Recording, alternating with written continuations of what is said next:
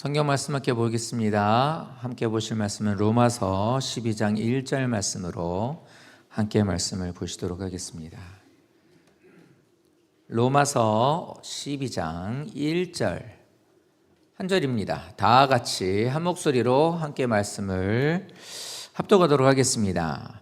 시작. 그러므로 형제들아, 내가 하나님의 모든 자비하심으로 너희를 권하노니 너희 몸을 하나님이 기뻐하시는 거룩한 산 제물로 드리라. 이는 너희가 드릴 영적 예배니라. 아멘. 오늘은 로마서를 우리가 이렇게 쭉 보셨는데, 이게 한 주에 한 번 이렇게 한 장에 대한 내용도 아니고 그 장에 나오는 일부의 내용을 가지고 설교를 하고 로마서 전체를 본다 이렇게 말하는 건 좀 쉽지 않은 일이죠. 근데 우리가 이제 좀 기억이 나시는 것들도 있겠고 잘 안 나시는 것도 있겠지만, 로마서는 이 전체를 통해서 이 죄 많고 연약한 우리들, 진짜 죄라는 것은 우리를 어떻게 봐주지 않거든요. 늘 매여 있어서 그 안에 우리가 묶여 있는 가운데서 사는 우리들이고, 자유함이 없고 그 모든 것의 결말은 멸망으로 끝날 수밖에 없는 것인데, 그렇게 살고 있는 우리들, 죄 가운데 살고 있는 우리들, 죄로 인하여서 하나님께로 갈 수 없는 우리들을 위해서 예수님께서 이 땅에 오셨고, 우리의 죄를 대신해서 죽어야 되는 우리의 그 죽음을 예수님이 대신 담당하시고, 십자가를 통하여서 피 흘려 죽으심으로 인하여 우리가 구원을 받았습니다. 이제 이 사실에 대한 것을 우리가 이 로마서를 통해서 이제 보게 된 거죠. 구원받을 수 있는 자격이 없어요. 우리들에겐 그런 능력도 없고, 그러니까 내가 믿음이 좋거나 이해력이 좋아서 말씀을 받아들일 만한 어떤 심성이어서 그런 것도 아닌, 그러니까 지금도 여전히 이 말씀을 하고 있는 저나 성도님들, 우리 모두는 너무 연약함밖에 드러낼 수 없는, 그러니까 그렇죠? 기도하면 참회 기도할 때도 그렇고, 말씀을 들여다볼 때도 그렇고, 무엇인가를 우리 할 때 보면 늘 우리는 그래요. 연약해요. 그러니까 연약함밖에 드러낼 수 없는 나이지만, 그럼에도 불구하고 하나님은 있을 수 없는 놀라운 사랑으로 하나님의 이 구원의 능력으로 우리를 살리셨습니다. 그 찬양 중에 그 겸손의 왕이라는 찬양이 있어요. 우리는 들어보신 적은 있겠지만 교회에서 불러본 적은 없는 찬양인데, 그 찬양의 가사 중에 보면은 하나님을 뭐라고 말하냐면 사랑의 눈먼 주인이라고 얘기를 해요. 사랑의 눈먼 주인. 하나님 보고 사랑의 눈이 멀었대요. 그러니까 우리는 이성간에 사랑할 때 사랑의 눈이 멀었다라고 하면 어떤 말인지 아실 수 있겠지만, 하나님도 우리를 향해서 사랑의 눈이 멀었대요. 그래서 형편없는 우리들이지만 그럼에도 불구하고 우리를 너무 사랑한 거예요. 세상 말로 하면 콩깍지가 씌운 것처럼. 그러니까 우리들은 연약하고 구원받을 자격도 없고 늘 부족하고 연약하지만, 그 하나님은 사랑의 눈이 멀어서 그냥 우리가 너무 좋은 거예요. 그래서 우리를 계속 구원하시고자 이끌어 가시는 것이고, 그 은혜를 우리에게 부어주시고, 입으로만이 아니라 어떤 순간만이 아니라 예수 그리스도를 우리에게 내어주심으로 인하여, 죽음 가운데 내어주심으로 인하여 그 사랑에 대한 것을 확인시켜 주셨어요. 그러니까 죄값으로 죽게 된 나였는데, 그런 나를, 우리를 사랑하셔서 예수님을 통하여서 이렇게, 예수님은 십자가 못 박혀 피 흘려 죽으심으로 인하여 우리는 그 은혜로 인해서 우리는 죽음에서 생명으로 옮겨지게 된 거예요. 근데 이런 것을 우리들에게 말씀하고 계심에도 불구하고 우리는 죄 가운데 있고, 세상 가운데서 계속 연약한 가운데 죄의 법 아래로 끌려 들어가는 우리들, 은혜에 감사한 건 알겠지만, 표현을 굳이 하지 않지만 감사하기는 한데요, 살다 보니 또 그게 또 안 됩니다, 주님, 이렇게 이제 표현하게 말로 하면, 그러니까 이런 우리들인데도 불구하고 그래도 끝까지 싫어 버리지 아니하시는 하나님이시라고, 이 얘기를 지난주까지 로마서 11장까지 이제 내용으로 이제 이 얘기를 우리들에게 하시는 거예요. 그리고 지금도 여전히 날마다 우리에게 새로운 은혜로 하나님은 우리를 덧입혀줘요. 이 시간에 와서 앉아 계시고 예배를 드리시는 성도님들 가운데는 분명히 가슴이 뛰는 그 사랑을 다시 한번 새기면 새길수록 늘 감사한, 부족한 나의 모든 것들을 늘 인정하면서도 하나님 앞에 너무 감사합니다, 면목 없지만 너무 감사합니다, 이렇게 하시는 분도 있지만, 이게 당최 이게 들려지지 않는 분도 있을 거고, 알기는 하는데 이게 지식적으로 이렇게 머리로 스쳐 지나가는 분들도 분명히 있을 거고, 수없이 우리만의 모두가 다 기계에서 찍어낸 제품처럼 똑같은 모양의 이 믿음을 갖고 있는 게 아니라 각자가 다들 다양하단 말이에요. 깊이 있고 정말 진주 같은 사람이 있는가 하면 아직 진주이기는 하지만 그것이 아직 만들어지고 있는 과정인 분들도 있고, 아직 그것이 전혀 되어 있지 않은 분도 있고. 근데 주님은 사랑의 눈이 멀었다라는 것은 그런 모든 것에 상관없이 다 사랑하신다는 거거든요. 그리고 그거를 실어버리지 않으신다고 우리에게 말씀하고 있습니다. 그러니까 오늘 이 12장을 통해서 우리에게 말씀하고 있는 건 뭐냐면, 지금 말씀드린 것처럼 예수 그리스도가 어떤 분이신지를 우리가 믿느냐, 그 사랑을 너희가 받았느냐, 그 은혜 가운데 거하고 있느냐, 구원받은 자녀가 되었느냐, 우리에게 먼저 계속 이제 우리에게 알려주셨죠. 이 사랑을 받은 우리라면 어떻게 살아야 될지를 알려줄게가 12장이에요. 그러니까 여기서부터는 우리가 이 세상을 사는 믿음으로서 살고 있고 구원받은 우리들이 어떻게 살아야 될 것인가를 하나님이 알려주고 있는 거예요. 자, 죄로 인해 죽을 수밖에 없는 우리이지만 진짜 기적과 같은 놀라우신 사랑으로 인해서 우리는 구원받았죠. 구원받은 성도, 그러니까 자격 아니에요. 어떤 노력도 아니고요. 어떤 특정한 사람들이 아니라 모두에게 다 알려주셨던 말씀인데, 그 누구든 어떤 차별 없이 모든 사람에게 이 구원의 은혜를 베풀어 주셨어요. 그래서 이것을 아멘으로 받아들입니다. 어떤 위치에 상관없이, 누구든 상관없이 이것을 다 주님이 주신 선물을 아멘으로 받는 사람들은 구원받았다고 말하고 있는 거예요. 그런 너희라면, 구원받은 너희라면 바르게 살아야 돼. 이게 12장에서 우리에게 말씀하고 있는 거예요. 그 1절 이 말씀을 통해서 우리에게 하시는 말이 뭐냐면, 구원받은 백성이라면 너희는 바르게 살아야 되는 거야. 이렇게 우리에게 말하고 있습니다. 뭐라면요? 구원받은 백성이라면, 내가 구원받은 백성이면 하나님이 보시기에 옳고 바르게 살아야 된다는 거예요. 그런데 이렇게 되면 곤란해요. 진노가 있을까 봐, 내가 옳고 바르게 살지 않으면 하나님의 진노가 있을 것 같아 라는 그 두려움에 사로잡혀서 바르게 살려고 노력하시면 반드시 한계에 부딪히게 돼요. 무거워요, 무서워요, 늘 눌려 살아요. 이렇게 살니까 자유함이 없게 돼요. 반대로 바르게, 주님 보시기에 바르게 살겠습니다. 바르게 살면 나에게 뭔가가 좀 있겠지요? 이런 생각. 그러니까 길을 가다가 개미 한 마리가 있는데 안 죽여요. 저는 그런 거 좀 있거든요. 안 죽여요. 일부러 안 죽여요. 그 안 죽이는 건 내가 안 죽이면 걔 좀 더 살 수 있으니까. 어차피 영혼도 없는 거. 그냥 여기서만 잠깐 살다 없어지는데 좀 불쌍하잖아요. 근데 한편에는 무슨 마음이 있냐면, 내가 이렇게 쟤한테 은혜를 베풀었으니 하나님 나도 좀 뭐라도 조금만 좀 좋은 거 주지 않을까? 나 이렇게 좀 선한 마음 갖고 있으니까. 마치 그것처럼 주님이 원하시고 원하는 바르게 삶에 대한 것을 내가 살게 되면 좀 나한테 좀 콩고물이라도 좀 떨어지지 않을까, 이런 생각을 갖게 되는 거죠. 이렇게 사는 것은 진노가 두려워서 바르게 살거나, 뭔가 이렇게 살면 좀 나를 좀 좋게 보시지 않을까라는 생각을 갖고 사는 것은 반드시 한계에 부딪히게 돼요. 그러니까 경우에 따라서 달라지게 된다는 거예요. 우리가 올바르게 살 수 있는 원동력은 그런 것들이 아니에요. 진노도 아니고 어떤 복을, 뭔가 좀 짭짤한 뭔가, 아니면은 콩고물도 아니고, 우리가 올바르게 살 수 있는 것은 의무라고 말씀하고 있고, 구원받은 자들에게. 근데 이렇게 구원받은 자들에게 주시는 그 원동력이 뭐냐면 하나님의 사랑 안에서입니다. 하나님의 사랑 안에서요. 하나님의 사랑 안에서 있는 사람들은 구원받는 것에 대한 기쁨이 있어요. 이 찬양의 첫 번째 가사 보면 이렇게 나오죠. 오직 주의 사랑에 매여 내 영 기뻐 노래합니다. 내가 주님의 사랑 안에 사랑으로 나를 안아주시니 전 정말 하나님 감사하고 기쁨이 넘칩니다. 주님의 사랑을 입은 나는요, 주님의 길을 걷는 것이 참 기쁩니다. 이렇게 노래하는 거예요. 그러니까 구원받은 사람이라면 올바르게 살 수 있는, 내가 주님이 기뻐하시는 삶을 살 수 있는 원동력이 뭐냐? 하나님의 사랑 안에 있으면이에요. 주님의 사랑을 맛본 사람만이 옳게 살 수 있는 그 의무를 실행할 수 있고 그 길을 걸을 수 있다고 말하고 있는 겁니다.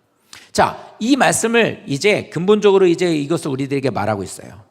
그래서 1절을 시작하면서 로마서 11장까지 있는 말씀을 다 듣고 확인하고 구원받은 것을 확인했어요. 나 구원받은 게 맞고, 이런 나임에도 불구하고 구원해 주신 것을 감사합니다. 이것 알았으면 그러면 너희는 이렇게 살아야 돼 라고 말씀하시는데요, 그 말씀을 시작하면서 시작하는 말이 뭐냐면 하나님의 모든 진노하심으로 너희를 권한다고 말하고 있어요. 하나님이 우리를 향해서 말씀하시는 게 모든 자비하심으로 우리를 권면하신대요. 근데 하나님의 모든 자비하심이라는 게 뭐냐면, 하나님은 우리에게 자비하심이라는 말은 하나님 우리를 향해 인내하신다는 거예요. 하나님은 인내하시고 참으시고 사랑하신다는 거예요. 그래서 우리를 사랑하시고 하나님이 우리를 하나님께로 돌아올 때까지 길이 참으신다는 거예요. 어느 정도 참고 있다가 그냥 끝나버리는 것도 아니고, 참고 이렇게 기회를 줬는데 그렇게 안 하면 에이 몰라, 나도 이제 네 아무데나 몰라, 네 멋대로 해, 나 몰라, 이제 나도 이제 나 할 만큼 해서 끝, 이렇게 말씀하지 않으시고 주님께로 돌아올 때까지 변치 않는 사랑으로 하나님은 인내하신다는 거예요. 조급해하지 아니하시고 사랑으로 우리를 기다리신다는 거예요. 그렇기 때문에 예배 시간을 통해 이 말씀을 통해 말씀을 듣게 되면 나에게 아직 기회가 있구나라고 생각하며 이거 좀 그래도 나는 이것을 알 수 있도록 좀 알 수 있을 때가 왔으면 좋겠다, 나도 이 사랑을 좀 받는 내가 됐으면 좋겠다, 이런 마음을 가지셔야 돼요. 근데 이게 멀리 떨어져 있는 사람이 뭐냐면 시간이 있으니까 어떻게 되면 게을러지는 거예요. 그래? 그럼 좀 더 놀지 뭐 천천히 하지 뭐 언젠가 되겠지 뭐, 아니면 말고 뭐 어차피 기다려 준다는데, 이 악한 생각으로 이렇게 멀리 게으른 사람처럼, 그 사람과 이렇게 관계가 없는 사람처럼 이렇게 생각을 하게 되겠죠. 근데 그게 아니라 이런 사람이어도 주님께서는 우리를 돌아오기까지 참으시고 기회를 주시고 인내하신다는 거예요. 그러니까 하나님이 원하시는 건 딱 하나예요. 하나님이 저 인자하심을 우리에게 주시는 것, 인내하시고 참으시고 그거를 또 계속해서 반복하여서 우리에게 이렇게 해주시는 그 이유는 딱 하나, 이런 하나님의 사랑을, 나를 향하신 하나님의 사랑을 네가 받고 그 사랑 안으로 들어오라, 이게 하나님이 가장 원하는 거거든요. 그러니까 이걸 위해서 하나님은 끝까지 참으시고 우리에게 기회를 주시고 우리를 위해서 이렇게 하신다는 거예요. 근데 이건 계속적으로 반복적으로 이루어져요. 반복적으로. 그래서 수많은 선지자들을 성경에 보니까 진짜 이거 너무 심하다, 인간이면은 정말 이건 진짜 도저히 못 해먹겠다, 나도 이제 끝났다, 너는 더 이상 여지 없다, 이 정도면 나도 뭐 누구도 나한테 뭐라고 말 못할걸, 이라는 생각이 들 만큼 그렇게 심각하고 힘들고 어려운 가운데서도 하나님은 하나님의 종들을 보내서 그들에게 말씀을 전해주시고 메시지를 계속해서 그들의 귀에 들려주셔요. 그게 자비하심이에요. 계속 반복해서 하나님은 놓지 않으시고 그걸 계속 들려주시는 거예요. 하나님을 알 수 있도록, 하나님의 사랑을 경험할 수 있도록 환경을 조성해서 사람들을 보내서, 때로는 내 삶 속의 어떤 사건들을 통해서 하나님은 계속해서 그것들을 다 동원해가지고 우리를 돌아오도록 하시는 거예요. 들려주시는 거예요. 알도록. 그러니까 때로는 막 이렇게 해서 어떤 일들을 통해서, 아니면은 뭐 하다못해 믿지 않는 사람들을 통해서 막 들려주는 거예요. 요나라는 사람이 하나님 앞에 기도하고 하나님 앞에 회개하라고 하는데 안 하고 그냥 쿨쿨 자요. 그냥 맨날 잠만 들이자요. 그러니까 어떻게 하냐면 와가지고 거기는 선장을 하나님 믿지도 않은 사람들 그래요. 야, 일어나서 너도 네 하나님 앞에 기도해, 이렇게 얘기를 들려줘요. 이렇게까지 해서 믿지 않는 사람을 통해서까지 하나님 우리에게 그걸 기회를 들려주시는 거예요. 성도님들이 좋아하거나 원하시는 그런 상황과 환경과 어떤 사건들이 아닌 반대로 얼마나 좀 좋은 사건들 주시면 어떻게 해요? 하나님이 돌아오기를 원해, 그러면서 로또가 되게 하면 얼마나 좋겠어요. 그죠? 네가 내 마음을 좀 알아줬으면 좋겠다, 그러고 뭐 합격되고 아니면 모든 것들이 형통되고 얼마나 좋겠어요. 근데 이런 것들로만 하나님이 나에게 하나님 말을 들려주지 않아요. 때로는 나를 아프게도, 나를 힘들게도, 나를 어떤 공경에 처하게도, 그러면서 하나님은 그 상황 가운데서 하나님을 바라보고 하나님의 사랑을 또 깨닫기도 하시거든요. 그러니까 모든 삶 속에서 하나님은 모든 것을 다 동원해서 우리를 돌아오라고 말씀하고 있고, 그거를 반복적으로 우리에게 듣게 하시고 깨닫게 하시고 있는 거예요. 사람을 통해서도, 환경을 통해서도. 그 사건들 중에 하나가 뭐냐면 이겁니다. 주일 예배 드리고 수요기도 드리고 금요기도에도 나오고 새벽기도에도 나오고 계속해서 그 시간들을 통해 뭐하냐? 말씀 전해 주시는 거예요. 그러니까 이게 듣게 하시는 거예요. 잘 모르는 것 같아. 내 자녀가 이걸 잘 모르는 것 같다. 그러니까 너는 좀 이거 좀 알려줘라.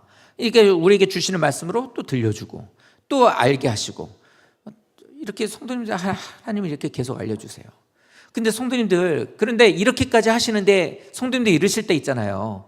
성도님들 이렇게 자신을 돌아보면, 누군가 이렇게 얘기를 하게 되면, 누군가를 이렇게 보게 되면, 아이고 난 참 멀었다, 난 잘 모르는구나, 나는 잘 못하네, 아이고 나는 어떻게 이렇게 교회를 오래됐는데 이런 것도 못하나, 나는 안 되나 봐, 뭐 이런 생각 저런 생각 많이 하시겠죠. 그러실 수 있어요. 그런데 그렇게 생각이 드실 때도 하나님은 우리들에게 이렇게 하세요. 우리에게 알게 하시는 게 이거예요. 네가, 하나님이 우리에게 이렇게 알려주시고 계속해서 반복적으로 기회를 주시고 찾아오시고 인내하시고 또 들려주시고 듣게 하시고 내 입으로도 말하게 하시고 계속 하셨잖아요. 하나님의 이런 노력이 아니었으면 우리가 지금 아는 이 성경이 아는 이 정도 모릅니다. 하나님이 노력을 하지 않았으면 우리는 지금 조금밖에 모르지만 그거 몰라요. 하나님 뜻을 좀 알죠. 성도님들 하나님 뜻 아시죠? 하나님 뜻대로는 잘 못 살아도 하나님 뜻은 알아요. 근데 또 그러겠죠. 저 잘 몰라요. 아유 묻지 마세요. 아무것도 몰라요. 이러실 수 있어요. 근데 알아요. 어떻게 아는지 아십니까? 연말 됐을 때 기도 제목 써내려 그러면 거기에 다 써요. 새해에는 기도 많이 하게 하시고, 기도도 많이 하게 하시고, 하나님 뜻대로 살게 하시고, 술도 끊게 하시고, 뭣도 안 하게 하시고, 그거 하나님 다 뜻이거든요. 알고 있다는 소리예요. 알고 있다는 소리예요. 그러니까 하나님 뜻도 나도 왜 그렇게 알고 있어요? 하나님 뜻을 지금까지 계속 교회를 다니면서 들었으니까, 말씀을 계속 듣게 해주셨던 거니까요. 그러니까 하나님을 내가 알게 된 것, 잘 몰라도 어디 가서 유창하게 말을 못하고 하나님은 이런 분이야, 구원은 이래, 이렇게 말은 못해도 그래도 어떻게 얘기하다 보면 그래도 나도 조금 몇 마디 거들 거다 이렇게 좀 얘기할 수 있어요. 그렇게 살면 죽어, 이렇게 얘기하고, 이렇게 하면 안 돼, 이렇게 하면 하나님 안 기뻐하는 거야, 하나님 그런 하나님 아니야, 못 써, 그러면 이렇게 얘기할 수 있는 거, 이런 거 다 하나님 나에게 지금까지 하나님의 노력을 알게 해주신 것들이에요. 그리고 제일 중요한 거, 주일이면 여전히 하나님께로 나올 수 있는 결단은요, 하나님의 노력이 아니면 안 되는 거예요. 수많은 사람들이 하나님 앞으로 나와서 주일날 결단 못합니다. 다 자기 하고 싶은 거 다 해요. 놀러 가고 하고 싶은 거 하고, 그리고 일 있으면 예배는 뚝 하고 끊어요. 못 가요. 안 되겠어요. 나에게는 좀 집에 이런 일이 있어요. 저는 좀 상황이 이래요. 이러면서 그냥 뚝뚝뚝뚝 다 끊어버려요. 그런데 아니야, 주일이면 그래도 교회 가서 예배 드려야 돼 라고 결단할 수 있는 거, 이거 쉬운 거 아닙니다. 이건 진짜 아무나 할 수 있는 거 아니에요. 하나님의 은혜입니다. 그러니까 저 예전에 있었던 교회 목사님, 거기에는 장로님들이 좀 많아요. 근데 장로님들이 많은데 하나같이 다 별로예요. 정말 별로예요, 장로님들이. 들으시면 진짜 별로예요. 근데 그래서 제가 목사님한테 그랬어요. 목사님, 참 목사님은 참 사람을 이렇게 잘 교육도 잘하고 신앙교육을 잘 시키시는 것 같은데 어떻게 장로님들이 다 이래요? 제가 그랬어요. 어째 하나같이 다 저래요? 그때 그 목사님이 그러셨어요. 나니까 저 정도야, 그러더라고요. 그랬을 때 맞네요. 그 생각 들 때 맞네요. 진짜 그러네요. 목사님 같으면 아니었으면 무슨 말인지 알겠습니다, 이렇게 얘기를 했어요. 밑에 건 안 되지만 우리도 마찬가지예요. 하나님이 계속해서 인내하시고 반복해서 나를 가르쳐 주시고 사랑해 주시고 참아 주시고 우리를 이렇게 해주셨기 때문에 그래도 지금의 내 모습이 있는 거예요. 그래 우리는 감사할 수밖에 없겠죠. 자, 이게 하나님의 자비예요. 이게 자비예요.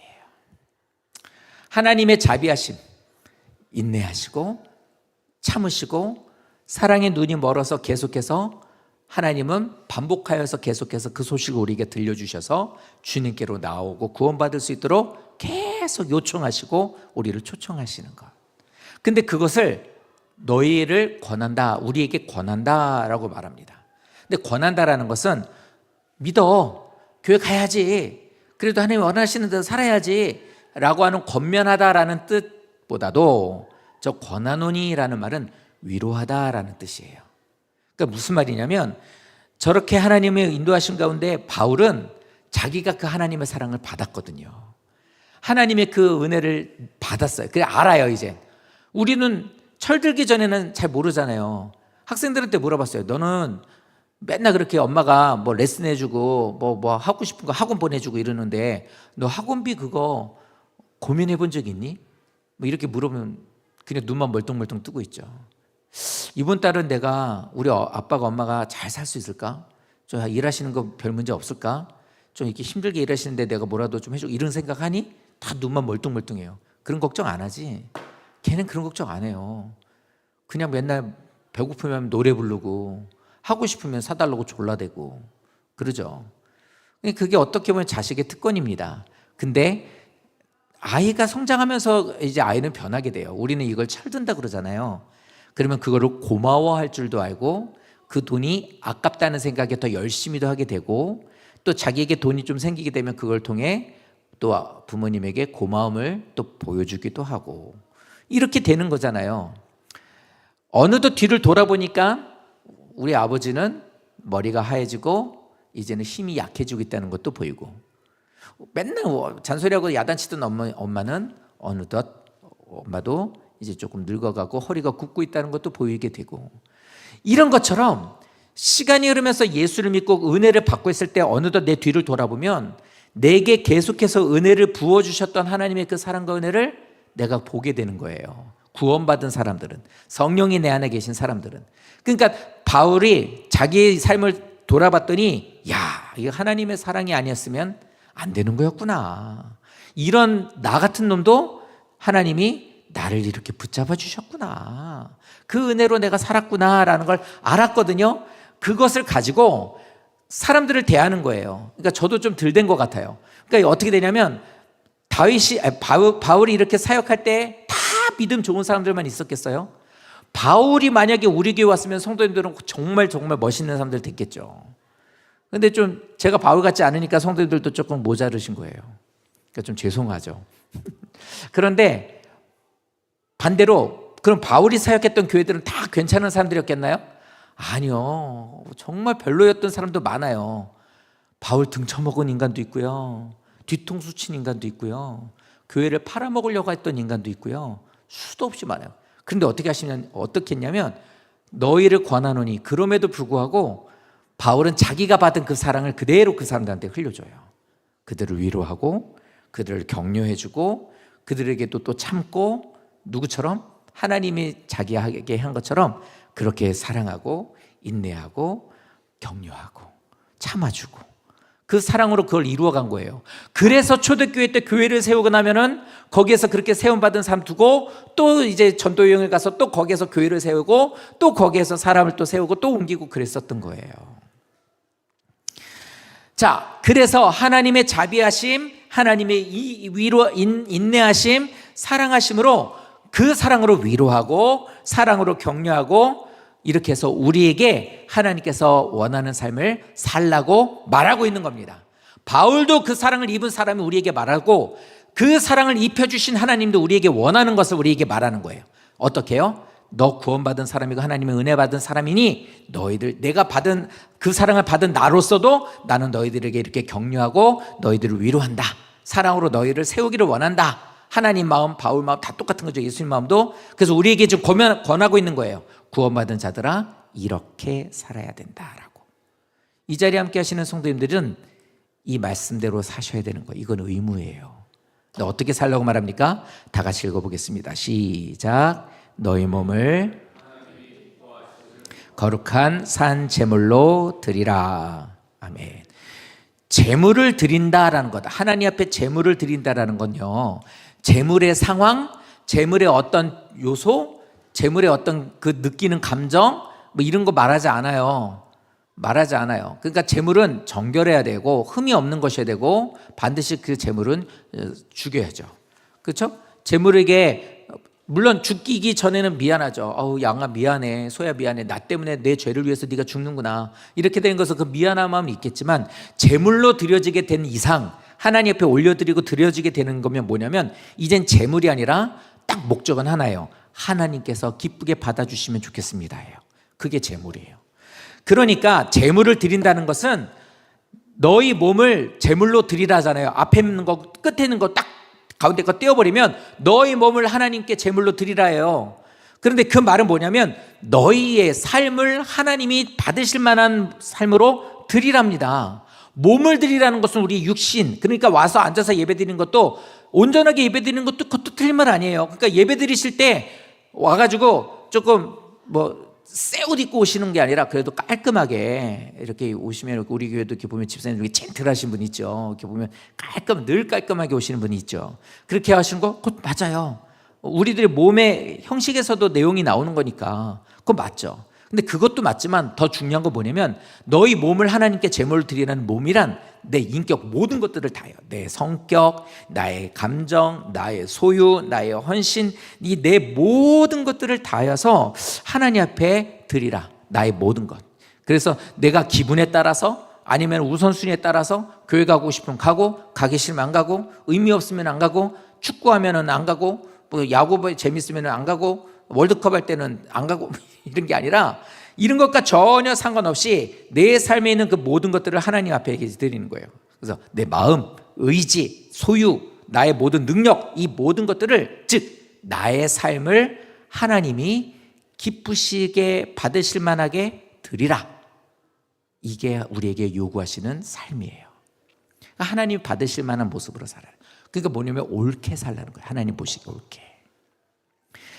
어떻게 살 것인가에 대한 대답은 바로 12장 1절에서 우리들에게 말하는 거예요. 하나님의 사랑을 깨닫고 그 사랑을 받은 사람이라면 하나님 앞에서 나를 주장하는 것이 아니라 하나님을 기쁘시게, 하나님께서 받으실 만하도록 하나님 보시기에 바른 삶을 살아야 된다가 구원받은 사람이 살아야 되는 삶의 모습이라는 겁니다. 근데 자꾸 우리는 우리를 생각해요. 우리들의 이 모습을 성도님 꼭 기억해 주십시오. 그럼 어떻게 되느냐? 이 말씀이 이거 다 아는 말씀이에요. 그렇죠? 그런데 산제물로 드리라고 그랬어요. 산제물이라는 것은 뭐냐면 내 삶을 드리라는 거예요. 내 삶을. 거룩한 산제물로 하나님이 기쁘게 받으실 만한 모습으로, 하나님이 높임받고 하나님이 받으실 만한 모습으로 나의 모든 것들을 드리시라는 거예요. 그러니까 한번 들여다보세요. 구원받은 성도로서 내가 하나님 받으실 만한 모습인가? 잘 못 살 때 많죠, 물론. 그런데 이렇게 사는 것이 맞아. 이것이 너희가 하나님께 드릴 영적 예배야 라고 말합니다. 그럼 이 말이 이제는, 이 말씀이 앞에는 이것을 설명해 주는 거예요. 성도님들, 어떻게 살아야 될까요? 어떻게 사는 게 옳은가요? 근데 그것을 설명해 주는 게 영적이라는 말이 나와요. 저 영적인 예배라는 건 거룩한 예배, 하나님 받으기 신령한 예배, 맞죠? 그 말도 맞습니다. 그런데 우리들이 저것만 생각하고 있다면 예배라는 것은 교회 왔을 때 거룩하게만 드려야 된다, 진지하게 드려야 된다, 엄숙하게 드려야 된다라는 것만 생각하고 있으면 이게 좀 문제가 있어요. 왜냐하면 예배당에서만 예배 드리는 게 아니거든요. 하나님이 받으시는 예배라는 것이 교회에 왔을 때 잘 드리시는 것만을 말하는 게 아닙니다. 만약에 그렇게 알고 있고 교회 밖으로 나갔을 때 거기에서 나의 삶이 거룩한 삶이 되지 않으면 하나님과 나의 관계 속엔 균열이 일어나요. 문제가 돼요. 다리 같은 데나 건물 같은 데 균열이 심하게 일어나게 되면, 금이 쩍쩍 갈라지고 뭐가 삐뚤어지고 있다면 그거 좀 문제죠. 그런 건물에, 내가 20층의 건물에 아파트인데 막 건물이 갈라져가지고 주먹이 들어갈 만큼, 머리가 들어갈 만큼 그렇게 막 이렇게 막 벌어져 있어요. 근데 내가 20층 살아요. 살 수 있겠어요? 언제 무너질지 모르는데 무서워서 못 살 거예요. 그렇게 되는 것처럼, 근데 거기에 들어가서 사는 게 있죠. 살다가 사고 나요. 그래서 우리나라 사람들 그거 뭐가 있다고 얘기를 합니다. 그런 거 잘 모르고 사는 거. 안전불감증. 그죠? 위험한 거에 대한 것을 생각 안 하고 괜찮게 해서 별일 있겠어? 이렇게 하는 안전불감증. 하나님과 균열이 일어나는데도 모르고 하나님이 내게 원하시는 것에 대한 것이 아닌데도 불구하고 뭔 일 있겠어? 이렇게 사는 거예요. 구원받지 못한 사람들의 가장 큰 특징이 뭐냐면, 예수님 오겠어? 내가 죽겠어? 이런다고 하나님 심판하겠어? 이런 일들이 내게 일어나겠어? 이런 생각을 해요. 그러니까 구원받았다라는 것을 저기 멀리 있는 것만 생각하거나, 아니면 이것을 좀 뜬구름같이 그냥 이렇게 관념, 생각으로만 생각해요. 그저 교회 가면 좋은 얘기하고 그냥 가면 재미있고 마음이 평안하고, 이런 것에 대해서만 그냥 중점을 두고 있지, 정말로 우리의 영혼을 살리는 구원에 대한 것에 대한 것은 잘 생각하지 않는다면 하나님과 균열에 대한 걸 느끼지 못하신다는 거예요. 그러니까 믿음 안에서 우리들이 영적인 예배를 드린다라는 저 말은 교회 왔을 때만 예배를 잘 드리고 사람들이 보이는 데서만 이 신앙생활을 잘하는 것을 말하는 게 아니라는 거예요. 이렇게 생각하고 살게 되면은 문제가 돼요. 자, 그래서 영적 예배라는 것을 말씀을 드릴게요. 영적 예배라는 것, 너희들은 너희의 모든 것들을 다하여서 하나님이 기뻐하시는 삶을 살아야 돼. 그게 하나님 앞에 제물로 드리는 거야. 똑같은 거거든. 근데 그렇게 하는 것이 너희가 해야 할 영적인 예배야. 이렇게 얘기를 합니다. 근데 저 영적인이다라는 저 말은 분별력이라는 뜻이에요. 분별하라는 거예요. 분별하라. 또 하나가 뭐냐면 이 말이 참 고민이 많았어요. 이성적이다, 합리적이라는 뜻이 저 영적 예배예요. 홀리한 예배가 아니라 이성적으로 예배를 드리래요. 합리적으로 예배를 드리래요. 분별력 있게 드리래요. 근데 성도들 가운데 이성적인 신앙관을 갖고 있는 사람들이 있습니다. 이거 되게 위험한 거거든요. 그거는 진짜 이건 잘 모르는 거예요. 이성적인 신앙관을 갖고는 정말 이거는 답이 없어요. 정말 알 수 없는 일이에요. 위험한 거거든요. 근데 저 단어가 이성적이라고 나와요. 왜 하나님은 우리들의 삶을 하나님이 기뻐 받으실 만한 모습으로 드리라는 우리들의 모습을, 우리의 삶을 그렇게 하라고 하는데 이성적으로 하라고 그러지? 이게 그 의문이 된 거예요. 자, 이겁니다. 구원이라는 게 키예요. 구원이라는 게 하나님의 말할 수 없는, 눈이 멀어서 자격도 없는 나, 형편없는 나이지만 하나님을 나를 너무 사랑하셔서 내게 구원의 손길을 내미셔서 나를 구원해 주셨어. 근데 우리가 이것을 믿는 사람과 믿지 않는 사람은 달라요. 아멘, 감사합니다. 진짜 선물과 같이 내게 주신 거군요. 이거 나한테 왜 주세요? 이렇게 했을 때 그냥 네가 좋아서, 이게 구원이거든요. 그냥 받으면 되는 거예요. 근데 이거를 아직 모르시는 분들 있죠. 이거를 모르는 사람은요, 하나님의 사랑, 하나님의 은혜, 하나님의 구원, 이거는 설명이 안 돼요. 이성적이라는 건 뭐냐? 이성주의라는 건 논리적으로 따졌을 때 말이 되네? 이러면 이제 그거는 맞는 거예요. 근데 이것으로 봤을 때 비이성적이에요. 이거는 설명도 잘 안 되는 거야. 그럼 그건 아니에요. 이성주의라는 것은 자기 생각으로 봤을 때, 자기가 봤을 때 과학적이고 논리적이고 설명이 가능하고 이거는 합리적이고 이러면은 아멘하고 받아들이는 사람의 신앙관을 말해요. 근데 자기가 구원을 못 받은 사람은요, 하나님의 사랑, 이거 뭐야? 은혜, 구원, 설명해봐. 안 되거든요. 그러면 이건 어떻게 되냐면 이거는 내 상식과 틀려. 이거는 맞지 않아. 이거는 있을 수 없는 일이야. 그러니까 저기 교회에서, 나도 교회를 다니고 있지만 교회에 앉아서 저렇게 막 눈물을 흘리고 기도하거나 예배 시간이 되면 막 저러거나 아니면 막 구원을 얘기하는 저 목사의 말을 들으면 저울질이 되는 거야. 저건 하나님 원하시는 게 아니야. 저거는 조금 세상이나 어떤 조금 사람들이 좀 저건 광신도적인 거야. 굳이 저렇게까지 할 필요 있나? 막 이래. 이렇게 이제 이거 가지고 저울질해요. 그래서 타당한지 아닌지, 논리적인지 아닌지를 스스로가 판단해요. 하나님 앞에 이렇게 해서 우리 지금 차량 헌금만 하고 있죠. 하나님 앞에 헌금을 드리십시오. 근데 난 이거 별로 하고 싶은 마음이 없는데 이거 꼭 해야 돼? 논리적으로 따져요. 만약에 이렇게 되면 그게 자기 마음에 들어오지 않죠? 자기 저울질이 있어서 이것이 판단했을 때 아닌 것 같죠? 그러면 이걸 할 것도 없고 들을 것도 없는 거예요. 그러니까 쌩한 거예요. 이게 나하고는 전혀 상관없는 일이야. 성도들이 뭘 하고 권면하고 이렇게 합시다 저렇게 합시다고 해도 내게 있어서 판단이 딱 되어지게 되면, 저울질했을 때 이것이 나에게 있어서 이것이 내 안에 들어오지 않으면 딱 선을 그어버리는 거예요. 이게 이성주의 신앙관이에요. 그런 예배를 드리라는 말이 아니에요. 그러면 뭘 말하는 거냐? 지금 드리는 것처럼 하나님의 놀라우신 사랑을 내가 알았어, 받았어, 구원이 뭔지 알고 난 그 구원을 꼭 받고 싶었는데 주님께서 나에게 선물로 주셨대. 너무 면목 없고 죄송하고 부족하지만 그래도 하나님이 나를 사랑하셔서 이렇게 은혜를 부어주셨어. 아멘 하고 나는 그걸 받아들였네. 여전히 자격도 없는 나지만 나는 예수님이 내 죄를 씻어주시는 것을 믿어. 그리고 나는 하나님 인도하신 가운데 이렇게 교회를 다니면서 여전히 부족하고 잘 모르지만 하나님을 나는 믿는 믿음이 있는 것 같아. 누군가에게 떳떳하게 말할 수 없을 만큼 나는 부족하고 연약하지만 나는 그래도 하나님을 믿어. 이런 믿음이라도 최소한 이런 믿음을 갖고 있게 되면요, 완전히 다른, 지금 설명한 것처럼 다른 신앙생활을 하게 돼요. 왜냐? 하나님이 기뻐하고 원하시는 것을 분별하게 돼요. 논리적인 이성을 내 기준이 아니라 하나님의 말씀으로 기준을 두게 되는 거예요. 그래서 이거는 죄가 되는 건데, 이거는 성경을 통해 보고 하나님 내 안에 계신 성령이 알려주신 거는 이건 악한 건데, 이거는 하나님 나라의 백성으로서 살면 안 되고 가지면 안 되는 것들인데 라고 하는 것의 기준을 바꿔버리는 거예요. 그게 다른 점이에요. 그러니까 영적 예배를 드리라는 것은 뭐냐면 하나님이 주신 말씀으로 하나님 기준으로 바꾸라는 거예요. 이 아주 좋은 예가 있는데 누구냐면 바울이었어요. 바울은 예수가 그리스도인 것을 몰랐어요. 믿지 않았어요. 그걸 받을 필요가 없어요. 왜요? 이 사람은 기준은 늘 율법이었으니까. 그러니까 이 사람은요, 율법이 기준이었고 자신의 신앙생활하고 있는 자기의 의가 기준이었어요.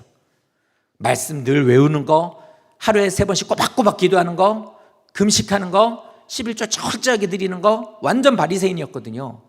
그리고 누구보다도 이런 것에 대해서 정말로 반짝반짝거리는 사람이었었는데, 예수라는 어디에선가 저렇게 스물스물 소리가 들리는데 보니까 예수가 메시아라는 거예요. 예수가 메시아라고 하면서 이 사람을 믿으라는 거예요. 그리고 그거 더군다나 또 부활했다는 거예요. 근데 바울이 알고 있는 나무에서 달려 죽은, 십자가 못 박혀 죽었잖아요. 나무에다가 달려 죽은 사람이 레위기는 뭐냐면 저주받은 사람들만, 나무에 달려 죽은 사람은 저주받은 사람이라고 나오거든요. 그러니까 예수는 자기가 하나님의 아들이라고 막 이렇게 하고 있었던 이단이었고, 이단의 교주였는데 그러다가 잡혀서 죽었어. 십자가에 못 박혀서. 그러니까 저건 저주받은 인간이야. 근데 이 인간들이 저 예수를 하나님의 아들이라고 떠들고 있고 그 인간이 또 부활했다고 떠들고 있네.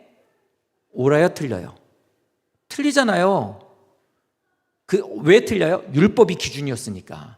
그래서 이 사람은 어떻게 합니까? 예수를 이단으로 딱 정죄했고 예수 믿는 사람들을 잡아 죽이는 일을 하기 시작한 거예요. 예수 믿는 사람들을 처단하는 일을 한 거예요. 바울한테는 이게 이성적이었던 거예요. 판단했을 때 옳은 일이었다고요.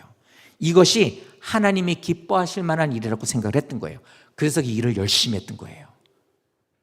예수를 영접하지 못한 상태였으니까. 그런데 이 사람이 예수를 만났어요. 예수님이 살아있는 하나님의 아들이라는 걸 직접 경험했어요. 그래서 그 예수님을 믿게 됐어요.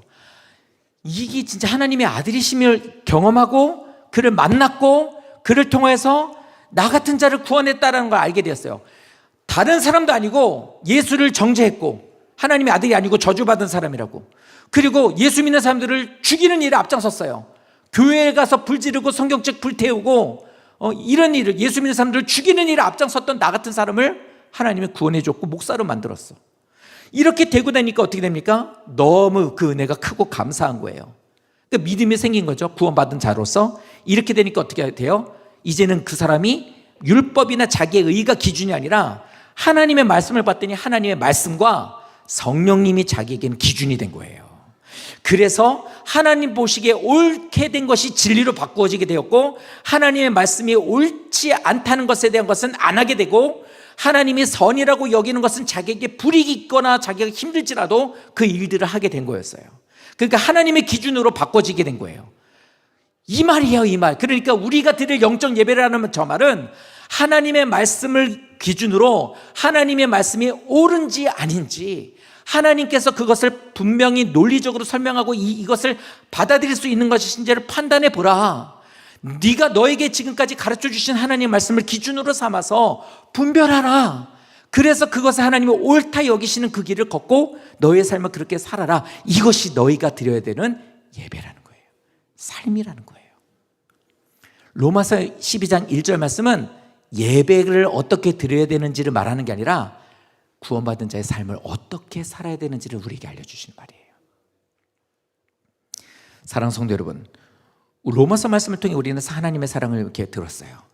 그래서 가장 원하는 것은 성도님들이 교회 와가지고 이런 말을 들어도 잘 모르시면 재미없다, 못 알아듣겠다, 내가 지금 헛시간 보내고 있는 것 같다, 가야 되나 말아야 되나, 계속 이걸 해야 되나 말아야 되나. 그러니까 쬐끄만 건수가 있으면 어떻게 되냐면 나 교회 못 갑니다가 되는 거거든요. 그러니까 조금 바꿔보시죠. 바울 같은 사람도 하나님이 만나주셨고 구원해 주셨거든요. 이거였구나, 진리가 알게 해주셨던 것처럼 조금 그래도 교회를 다니시면 구원을 아직 못 받으셨다면 하나님 좀 알게 해주십시오. 난 당최 모르겠습니다. 이게 잘 안 들어옵니다. 좀 알려주십시오. 저도 좀 깨닫게 해주십시오. 이렇게 기도해 주셨으면 좋겠고요. 또 그거보다 조금 더 나으신 분인데, 이게 나는 그렇게까지는 아닌데 이게 이럴 때는 믿는 것 같고 이럴 때는 안 믿는 것 같고 이럴 땐 구원 받은 것 같고 이럴 때는 아닌 것 같고 이러고 있다면 하나님 이것에 대한 것을 좀 정확하게 알려주십시오. 이렇게 기도를 하셔야 돼요.